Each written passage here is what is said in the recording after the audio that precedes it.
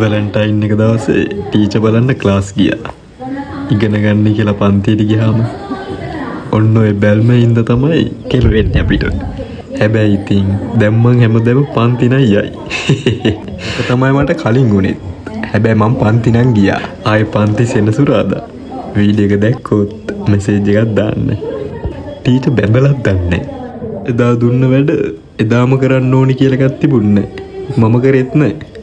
අන්තිම මාස 3 කෑල්ල බූට් එක තිබ්බා. හිතපු තරම් වැඩ කරෙත් නැහැ. අන්තිමට ලව් එකක් නැහැ. එයා එක්සෑම් කරෙත් නැහැ. එයා දැන් රට මං එක්සෑම් කරා. දැන් මං කැම්පස්.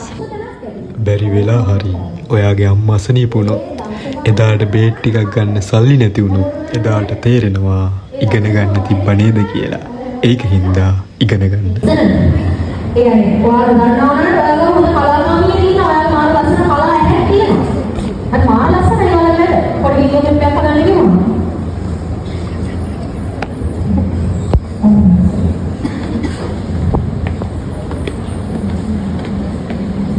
मैडम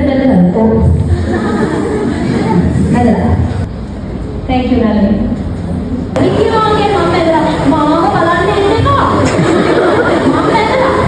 මං බැදලා මේ මාසෙට 6 මාසයක් ගෙවුණා. ඒ ගෙවුණු හැටි දැනුනේ නෑ.